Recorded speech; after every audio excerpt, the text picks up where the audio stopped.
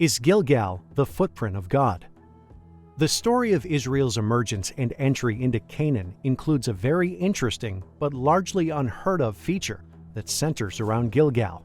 In the book of Joshua, particularly in chapters 4 through 10, Israel is said to be camping at a place called Gilgal. We later learn the place was named Gilgal because of the prescribed circumcision of the Israelite males. That event was a sign that the Lord had rolled away the reproach of Egypt. Joshua 5:9. The word Gilgal means a rolling or a wheel, indicating something circular, round, or ringed. The first mention of Gilgal is in Deuteronomy 11:30, in a section where the Lord is setting before the Israelites the blessing of obedience and cursing of disobedience contained within their covenant. Deuteronomy 11:26. These blessings and cursings were to be kept in mind as they enter the land of promise. Deuteronomy 11:31 through 32. The Israelites are told to place the blessing on Mount Gerizim and the curse on Mount Ebal. These mountains are near ancient Shechem and modern-day Nablus, which is 27 kilometers north of Jericho and 49 kilometers north of Jerusalem. Mount Gerizim is south of Nablus, with Mount Ebal just to the north of Nablus. This region will later become part of the Manasseh tribal allotment. In Deuteronomy 11:30, Moses further describes the location of these mountains as being on the other side of the Jordan, to the west, in the land of Canaan, opposite Gilgal, beside the oak of Moreh. You might recall that Moreh was the first place Abram camped in Canaan during his journey from his homeland. Genesis 12:6. Thus, in Deuteronomy 11, Gilgal is established as being in the proximity of Mount Gerizim and Mount Ebal, and in the proximity of the Oak of Moreh. As we will see, the Gilgal mentioned here in Deuteronomy 11:30 is not the same as the more famous one mentioned next in the Bible. The second mention of Gilgal in the Bible is in the book of Joshua. In the book of Joshua, we are told that the people came up out of the Jordan on the 10th day of the first month, and they encamped at Gilgal on the east border of Jericho. Joshua 4:19. It is there that the Israelites camped during the Jericho destruction, and the place to which Joshua returned during his central and southern campaigns through Canaan. Joshua 10.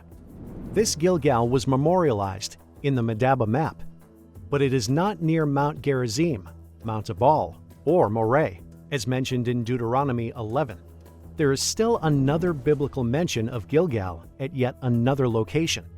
A third mention of Gilgal in the Bible is also found in the book of Joshua. In Joshua 12:23, the king of the people of Gilgal is mentioned along with kings of Megiddo, Jokneam, Dor, and Tirzah, most of which are a part of the Mediterranean coastal region. So, this Gilgal is an even different location than the other two previously mentioned in the Bible. In fact, some scholars argue that there are 5 different Gilgal sites described in the Bible. The biblical descriptions of Gilgal are certainly diverse. For a casual reader of the Bible, these differences might be considered contradictory at worst and confusing at best. So, what is the answer? Did the Bible writers really know where Gilgal was? How could Gilgal be at several locations? Would citizens name several cities Gilgal? Is Gilgal a city, or could it be something else? The answer partly lies in the archaeological discoveries of Adam Zertal. Prior to his death in 2015, Zertal was the foremost survey archaeologist whose writings help unravel the conundrum surrounding Gilgal. An archaeological survey requires walking in a predetermined area to collect pottery and gather as much information as possible about the area without actually excavating. The surface pottery and gathered information are then analyzed to create hypotheses about the area and to pinpoint locations for excavating later on. Zertal was badly wounded in the Yom Kippur War in 1973. During his lengthy healing time, Zertal decided to become an archaeologist, and although his legs had been badly damaged and he would be left to walk on crutches, Zertal took on the task of surveying the hill country of Manasseh. The Manasseh allotment was huge and covered most of the central region of ancient Israel. It ranged from the Jordan River near Jericho and extended all the way to the coastline near modern-day Haifa. Zertal's task was a demanding one. In 1978, Zertal began his Manasseh Hill Country survey and worked on it until his death in 2015. His survey lasted 38 years. During that time, Zertal covered the entire Manasseh territory on foot, covering almost 1,000 square miles, investigating and recording more than 3,200 archaeological sites, most of them previously unknown. It was during these surveys that Zertal discovered one of the keys to understanding the Gilgal dilemma. According to Ralph Hawkins, a former student of Zertal's at Mount Ebal and now a professor and author of numerous archaeology books and articles, Zertal and the Manasseh Survey in 1983 began discovering sites, all in the Jordan Valley, whose enclosures are in the shape of a footprint, the shape of which is not directed by topography. One example is Elanuk. Zertal believed Elanuk might be the location of the Gilgal mentioned in Deuteronomy 11, in the proximity of Mount Gerizim, Mount Ebal, and Abraham's Moreh. Believing Elanuk fit the biblical description, Zertal wondered, could this enclosure of Elanuk, only 4 miles from Mount Ebal and Shechem, be the northern Gilgal referred to in this famous verse?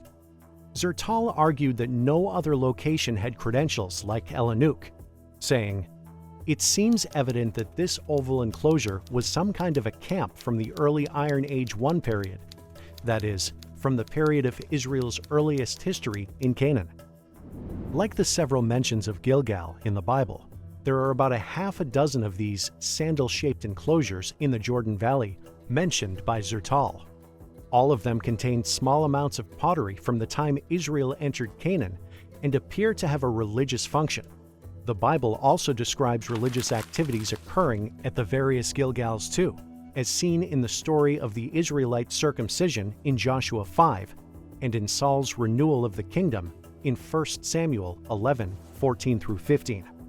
Hawkins states that these enclosures seem to be unique and appear to have been built by semi-nomads who used pottery repertoire similar to that of the new population group that entered Canaan from the east at that time. Obviously, the emerging Israelites would have fit that description. Thus, Zertal's and Hawkins' work have shown that Gilgal is indeed found in various locations and is associated with the religious activities of a people who are most likely the emerging Israelites. There is another clue in the Hebrew text that will further clarify Gilgal and will help us understand the puzzle. Most often, the term Gilgal, found in the Hebrew biblical text, is used with a definite article, which could be translated into English as the Gilgal, meaning it is a specific entity in the region being discussed in the text. That means that Gilgal might not be a fixed location. It could be that a Gilgal is an enclosure near a known city or region. For instance, Joshua and the Israelites could have been camped in the Gilgal, a specific sandal-shaped enclosure near Jericho. There could also be a Gilgal, a specific sandal-shaped enclosure, farther north in the proximity of the Mount Gerizim, Mount Ebal area, and still another Gilgal, a specific sandal-shaped enclosure near the Mediterranean coast, and etc. Hawkins asks a very intriguing question about the Gilgals, or Gilgalim, which is the Hebrew plural of Gilgal. Hawkins asks, could it be that these Gilgalim, constructed in the shape of sandals, may have been intended to symbolize Yahweh, the deity of the new migrants striding into his land? Hawkins is correct to think this. In Deuteronomy 11, where the first Gilgal is mentioned, Moses rehearses the Lord's commands, along with the subsequent blessings and curses. In Deuteronomy 11:24, we read, "Every place on which the sole of your foot treads shall be yours." That is then followed up by the blessings and curses being placed atop Mount Gerizim and Mount Ebal, which are described in 11:30 as being beyond the Jordan, west of the road, toward the going down of the sun, in the land of the Canaanites who live in the Arabah, opposite the Gilgal, beside the Oak of Moreh. At the very least, Hawkins says, the Gilgalim attest to the cultic activities of the nomadic or semi-nomadic migrants who were entering into Canaan from Transjordan. At their most promising, the Gilgalim could have served as early Israel's visual reminder that the Lord had promised them the land and that He Himself would be with them as they were entering that land. As the people of Israel migrated and participated in their religious activities, they would build a Gilgal at certain places to be a reminder of Yahweh's promise and presence. Arise, go over this Jordan, you and all this people, into the land that I am giving to them, to the people of Israel. Every place that the sole of your foot will tread upon, I have given to you, just as I promised to Moses. Just as I was with Moses, so I will be with you. I will not leave you or forsake you. Joshua 4:2 through 3:5.